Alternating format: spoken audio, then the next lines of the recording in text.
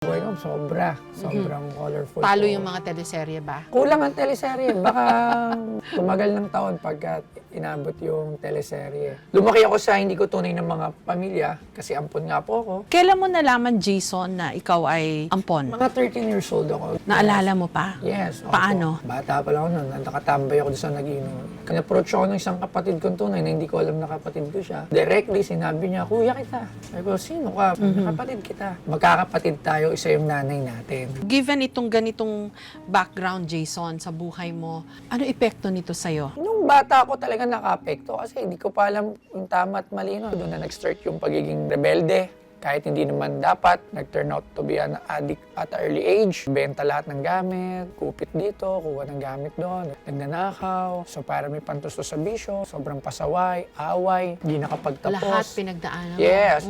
Laging kick out sa school, laging wala sa bahay. I'm longing for attention before. Nakukuha ko attention sa mga kasama ko sa bisyo. So, Yun ba yung worst na nagawa mo? ay, hindi. Wala pa yung sa worst. So, sinabi ko naman dati, nang-snatch ako. Ah, Ganun. snatcher ka Yes, dati? oo. Kunyari, away, kukunin ko yung alahas. Sabay sa away. Ilang beses na ako nasaksak. Sabi ko, wala na ako, short na lang kasi binenta ko na para sa drugs. So, yun nga, Grabe. gano'n. Ilang beses din po kasi ako na-rehab. Hindi ko yun tinatago. Nakaraan na yun eh. Kumbaga, hindi ko na yun kinakaya. Nag-commit din ako ng suicide dati nung teenager ko. Ah, talaga? Yes, opo. Pinagtawanan lang ako ng mga barkada ko kasi napiktal yung tali Sign yun, di ba? na meron pa talaga akong pupuntahan. So, hindi talaga yun. Paano mo sinabi sa sarili mo na, tama na, ayoko na? Alam ko, nagkasakit pa ako ng dengue. Parang mamamatay na ako noon. Tapos, sinalin ako dugo. After ko labas sa hospital, sabi ko, parang ayoko na mag-shabu. Parang, Sumuko ka pala sa kagat ng lamok, no? oo, ilang beses. Halos tatlong beses na ako na dengue. Dengue prone ako, hindi ko nga alam bakit. Ang mga sikat na gustong magbenta ng kanilang pinaka-iniingatang koleksyon o gamit, sa kanya lumalapit si Boss Toyo. Gipit ka ba sa pera pero meron kang antigong gamit o pinakatatago-tagong collectible mula sa isang sikat? Who you gonna call? Boss Toyo. Binansagad na ako si Malash yung tama ko sa utak.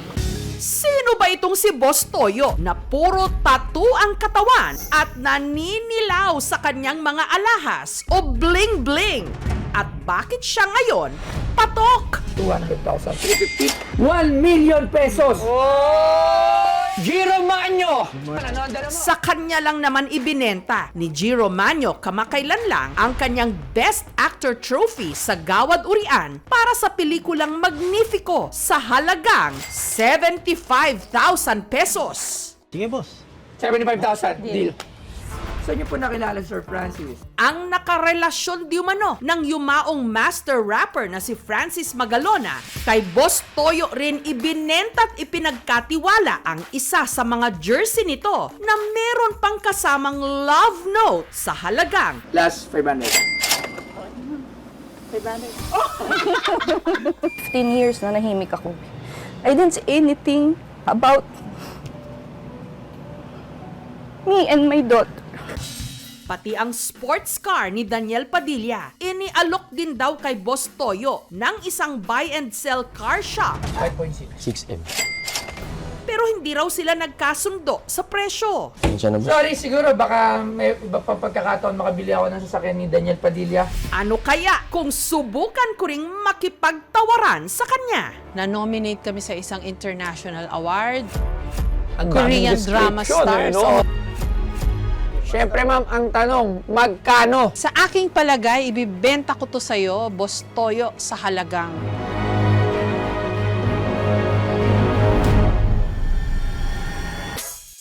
Nitong Miyerkules, binisita ko ang shop ni Boss Toyo dito sa Quezon City. Hello, good morning! Hi, ma'am. Hi, Boss Good morning Toyo. po. Wow, Good morning ganda po, naman ma'am. itong shop mo. Yes, ma'am. Welcome po sa Pinoy Pawn Star. Kamusta ka? Okay naman po, ma'am. Nasisilaw ako sa dami ng mga bling-bling mo. Ay, hindi naman po. Kamusta, ma'am? Na-starstruck ako, ah. Pasensya ka na sa istorbo ha, pero ang daming ganap kasi sa online tungkol sa racket mo. Ang galing, ang galing ha.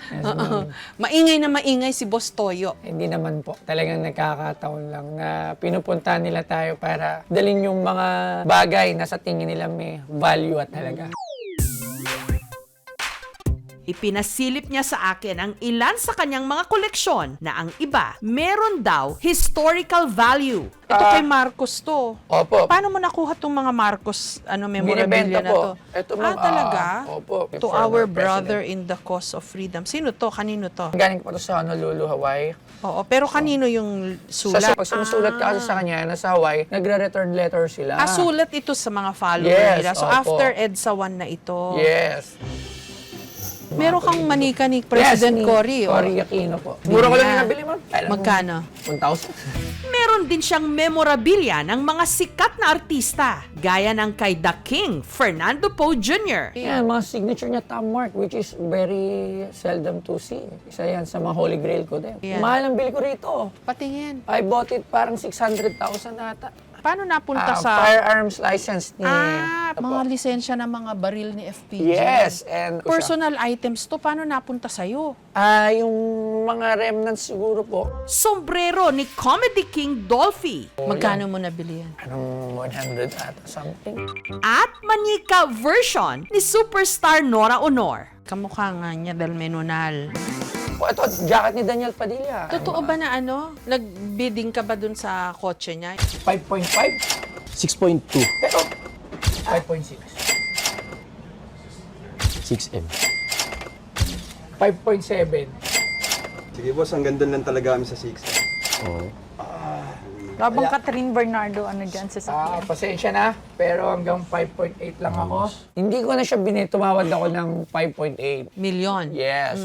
Magkano niya ba firm binibenta? siya ng 6 million. So, O, konti na lang, nagkasundo. 200,000. Opo. 200,000, malaking bagay na rin po yun. Kaya hindi ko na rin siya pinush. With that model, ayos din lang naman po. Pero syempre, kailangan ko kasi gumawa ng profit. So, Hindi ka nang hinayang dun sa kotse ni Daniel Padilla na hindi mo binili. Hindi naman po kasi pinatanan ng kulay eh. Pag bibili ka kasi ng isang bagay na maganda, intact lahat.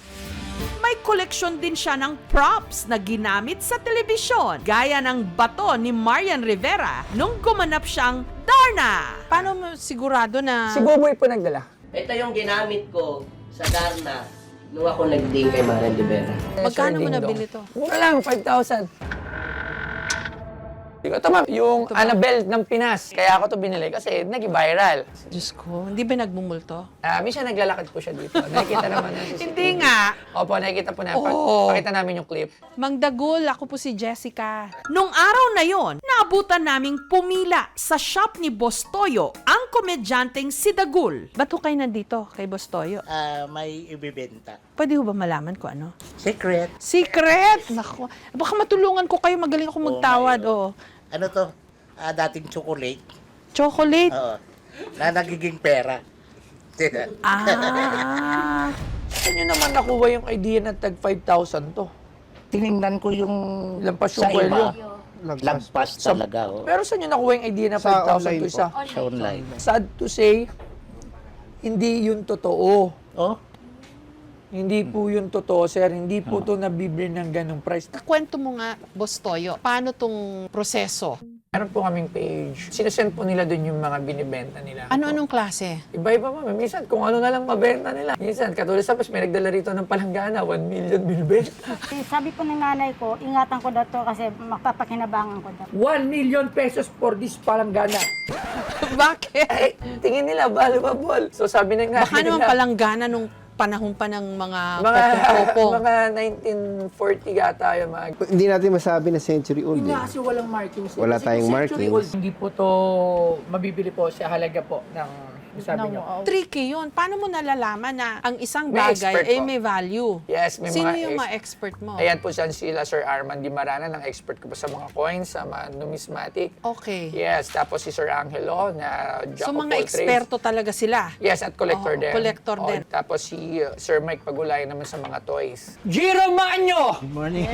Isa sa talaga namang pinag-usapan kamakailan. Papa Giro, anong sadya mo? Nung ibenta ng dating child actor na si Giro Manyo kay Boss Toyo ang kanyang Gawad Urian Best Actor Trophy. Controversial to. Ito ba yung Yes. trophy? Yes. Magkano to at may lagay na sa museum? 500? 75,000. Sige, boss. 75,000. Deal. Nabili ito ni Boss Toyo sa halagang 75,000 pesos. Sabi nung utol ko na magtatayo ka doon ng museum. Yes, oo. Naisip ko, Sana mapabilang ako doon sa mga dating artista na nakatanggap ng mga award. Huwag mo sabihin, dati kang artista, pero kung sa ibang tao, hindi ka nila iniisip na Yung mga artista, kabat. sa mga nakahabol sa'yo, mataas pa rin ang respeto namin sa'yo. Binibili na to, 150,000, tubo na sana ako ng double. Kaso hindi ko binibenta. May gusto naman. Yes, bumili. right after yung nag-trend, Oo. may nag-PPM na. Pero sa lahat ng kanyang valuable items, ito raw ang itinuturing niyang Holy Grail. Ang suot ng 3 Pinoy music legends nung nag-collab sila sa kantang Bagsakan. Ang damit ng rapper na si Glock 9, 100,000, tinawaran ko pa ng 80,000. Chito Miranda, Nilabas na rin ni Sir Chito para makatulong doon sa bandmate nila. Ito naman parang nabili ko ng 230. at ng master rapper Francis Magalona na ibinenta ng misis niyang si Pia sa halagang 620,000 pesos. But me, na he's gone already, diba? So, I'm very sentimental. I don't really show this side much, pero... Yes, ngayon lang yan. Nakita niyo naman, di ba? Talaga.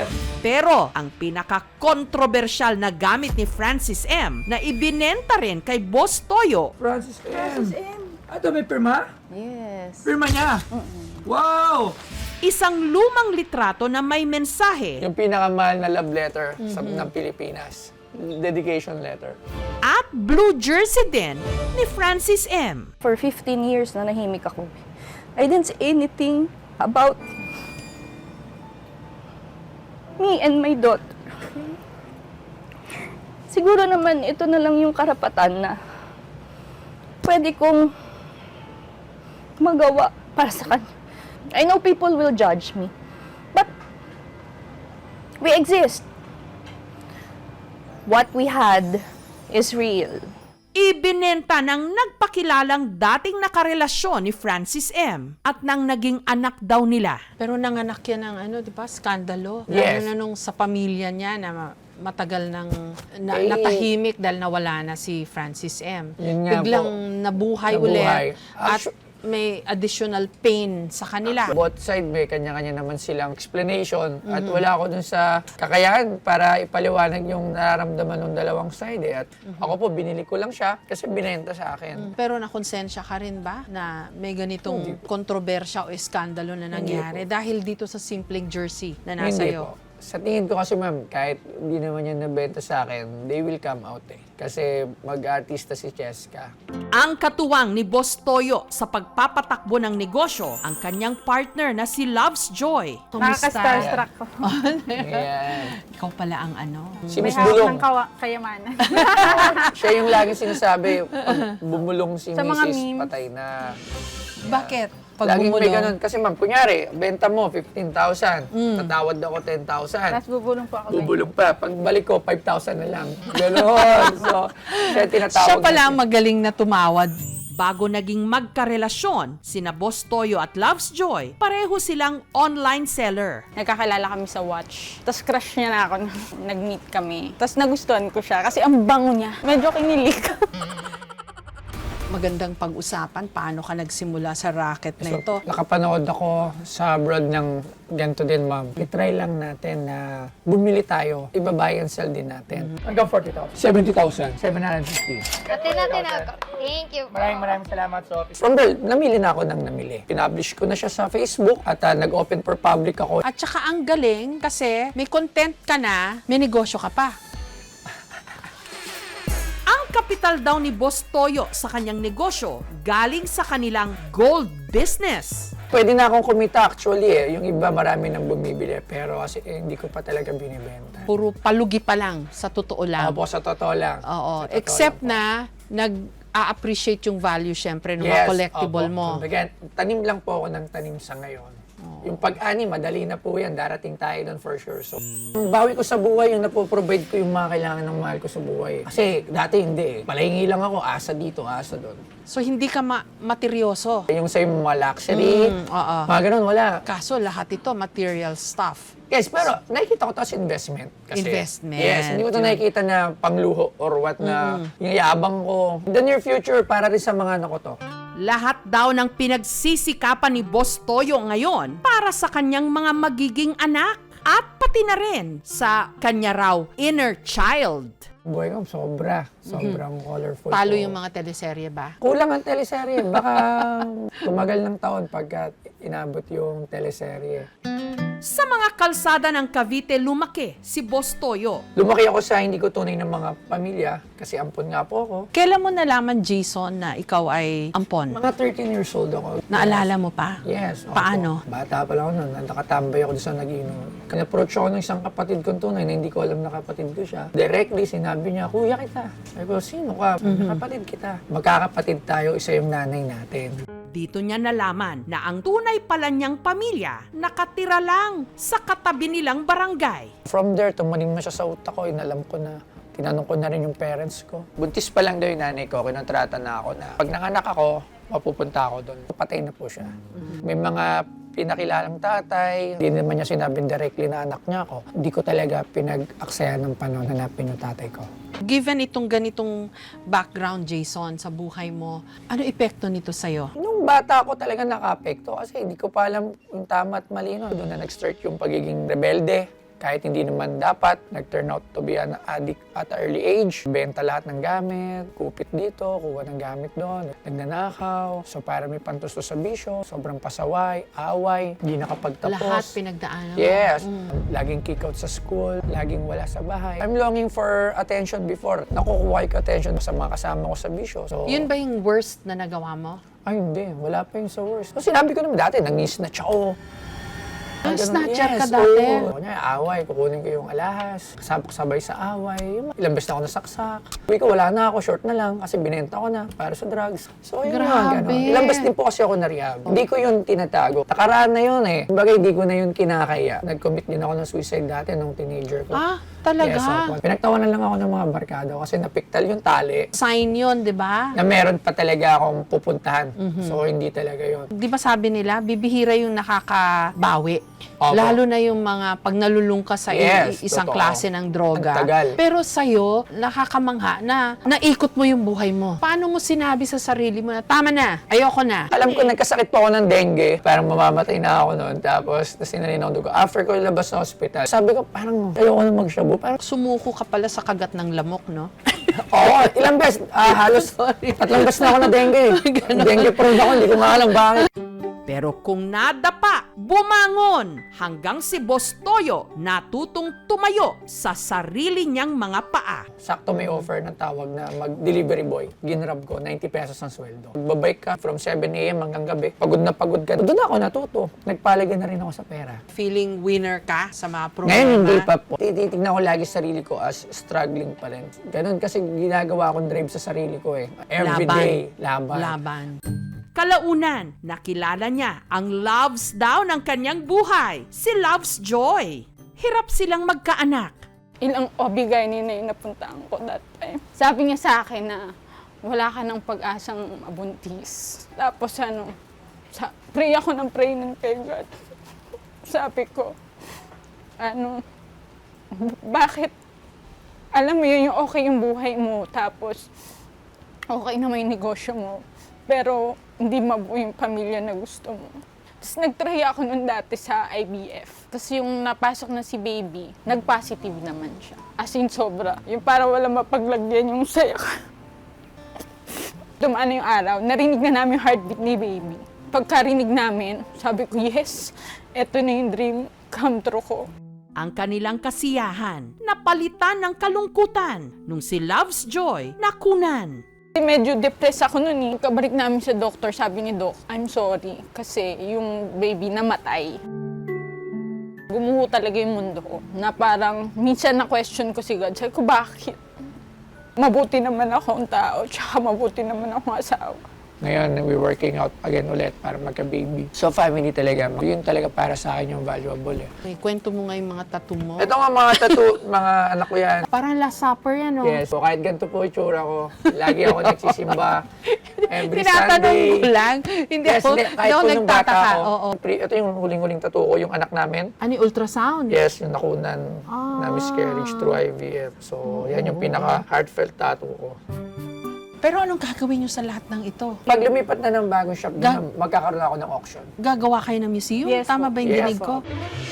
Teka, paano Paano kaya kung ako ang sumubok na magbenta kay Boss Toyo? Saan kaya mauuwi ang aming tawaran? Siguro nga magandang ma-experience, pero hindi pa ako sold na Okay. magbenta. Kumbaga, ano na to? Susubukan lang. Sige, If ma'am. ever din lang, ang iniisip ko, pwede siguro yung proceeds for charity.